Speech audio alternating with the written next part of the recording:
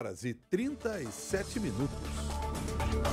E nós vamos voltar para Belém do Pará, voltamos à COP30. Agora temos a oportunidade de conversar com o André Ferretti, que é engenheiro florestal, integra a rede de especialistas em conservação da natureza, é gerente sênior de economia da biodiversidade da Fundação Grupo Boticário de Proteção à Natureza. André Ferretti, que está conosco aqui, eu agradeço pela sua gentileza. Bom dia, André. Bom dia, Milton. Bom dia, Cássia. Estamos aí começando uma semana decisiva da COP30. Bom dia. Você que tem uma larga experiência em conferências do clima, são pelo menos 19 edições das quais você participou e vem para essa COP agora, nessa reta final. Pela perspectiva, pelo aquilo que você pôde acompanhar da primeira semana, o que se pode esperar aí de positivo ao final desta segunda semana, ao final desta COP? Olha, Milton, a gente tem visto aí, como a Miriam destacou, a habilidade reconhecida internacionalmente da diplomacia brasileira em lidar com temas espinhosos, né? Essa questão climática sempre tem alguns temas polêmicos, como as metas dos países que deveriam ter, desde o início do ano, apresentado suas metas de redução de emissões e nem todos tinham apresentado até o início aqui, a questão de transparência, medidas unilaterais de comércios e sempre o financiamento. O que a gente tem visto aqui é que na primeira semana esses temas e principalmente os temas tradicionais da negociação avançaram bem, mais de 60%, 70% aí dos textos estão na mesa para os ministros dos 194 países chegarem aqui e tomarem decisões finais políticas para entrar em acordo com esses temas. Falando em acordo, esse é sempre um tema sensível quando a gente fala de COP, porque tem de haver um consenso para que as decisões tomadas na conferência sejam divulgadas. Como é que está isso? A gente está caminhando para que esse consenso seja construído, André? Sim, a gente começou bem com o presidente da COP, né, levando aqui, aprovando rapidamente uma agenda, tirando dessa agenda alguns temas mais espinhosos que foram levados a consultas durante a primeira semana e continuarão nesse sentido durante essa segunda semana, para que os avanços fossem mais fáceis. Inclusive, o ministro, agora no encerramento da primeira semana, indicou pares de ministros para facilitar conversas com esses temas mais complicados. São sempre pares, assim, um ministro de um país mais desenvolvido com um ministro de um país em desenvolvimento para facilitar essas discussões. Então, essa grande habilidade do ministro André Corrêa do Lago tem sido muito elogiada. Um dos temas que nós falamos agora há pouco até com a Miriam Leitão, ela chamava a atenção para a necessidade de se chegar a um ponto em comum sobre os indicadores de adaptação. Há divisões em torno disso. Para que servem esses indicadores? Qual a importância deles?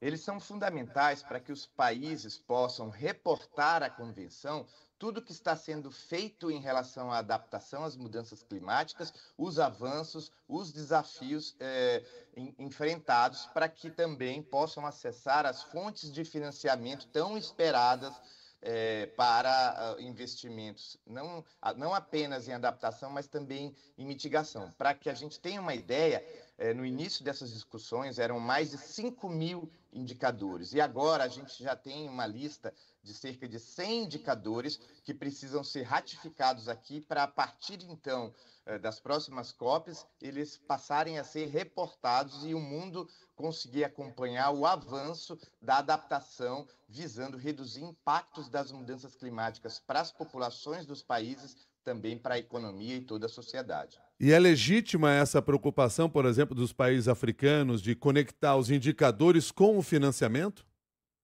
Sim, é legítimo, é muito importante que o financiamento esteja atrelado a isso, porque os países em desenvolvimento, principalmente os países mais pobres, eles não têm recursos suficientes para lidar com todos esses desafios gigantescos que eles já têm enfrentado. Então, são quebras de safra, são problemas com grandes secas, inundações, desastres aí dos mais variados, os incêndios florestais também, e o financiamento é fundamental. Agora, essa questão de de adiar um pouco a decisão, ela é comum nas COPs, né? Então, cada país, cada grupo de país tenta ali puxar um pouco para aqueles temas mais prioritários. E a gente sabe que para os países em desenvolvimento a questão do financiamento é essencial. Então, em todos os pontos da negociação onde esses países podem puxar essa temática, eles aproveitam essa oportunidade, porque isso é essencial para que eles consigam atingir os objetivos aí de se desenvolverem de uma forma mais sustentável e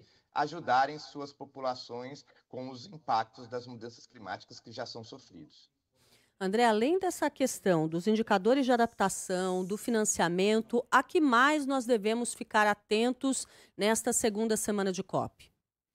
Olha, quando a gente fala financiamento, existem vários temas conectados, né? Então, a gente tem aqui alguns exemplos, como o Brasil tem trabalhado forte no que se chama Belém 4X, né, que tem o objetivo de quadruplicar até 2035 o uso de combustíveis alternativos, como o etanol, o biodiesel, o hidrogênio. Isso é uma questão muito importante, muito interessante. Um outro tema que a gente deve ter bastante atenção é justamente esse mapa do caminho para a transição para longe dos combustíveis fósseis. Esse foi um tema muito espinhoso, tratado aí nas últimas 3 COPs, principalmente aí com uma certa lentidão, porque foram COPs realizadas em países muito dependentes do petróleo na sua economia. E aqui no Brasil, com a habilidade tanto da presidência da COP, como também do presidente Lula, esse tema está na mesa, o que é muito importante, porque, como todos sabem, mais da metade do problema das mudanças climáticas se deve ao consumo de combustíveis fósseis no mundo. E nós precisamos reduzir essa dependência e encontrar outros caminhos. André Ferretti, já que a gente falou em indicadores, quero fechar aqui a nossa conversa. Quais são os indicadores que nós devemos considerar para identificar ao final desta COP se foi um sucesso, se não alcançou seus objetivos? Quais são esses indicadores?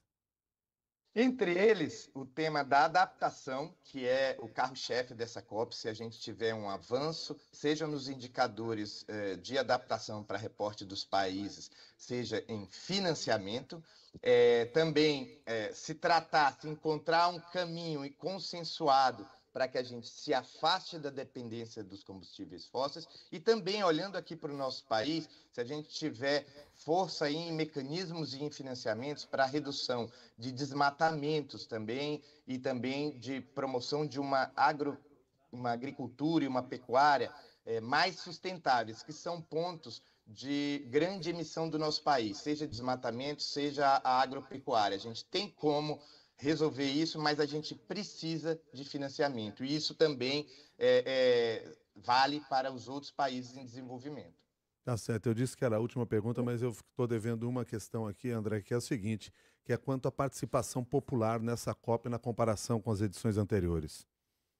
Nossa, isso é uma diferença fantástica, né? Eu já estive em 19 COPs do clima e aqui é muito fácil a gente perceber como a população brasileira se interessa pelo tema, como a cidade de Belém está transpirando COP30, né? Em todos os cantos da cidade, a gente tem gente do mundo inteiro, tem uma participação das comunidades indígenas e tradicionais gigantesca. Então, é uma coisa que a gente viu e a gente espera que fique como um legado, né? A população participando, porque esse tema influencia a vida das pessoas no seu dia a dia. E aqui no Brasil, a gente está mostrando como a gente consegue trazer essa temática complexa para as pessoas comuns, juntando aí, então, todas essas discussões diplomáticas, técnicas, políticas, com a participação popular, que é fundamental para que a gente encontre os novos caminhos para um desenvolvimento mais equilibrado e de baixo carbono. Muito obrigado, André Ferretti. Um bom dia para você. Bom dia, obrigado a todos. Bom dia. André Ferretti é engenheiro florestal, faz parte da rede de especialistas em conservação da natureza e é gerente sênior de economia da Fundação Grupo Boticário. Conversou com você agora que são 7h46.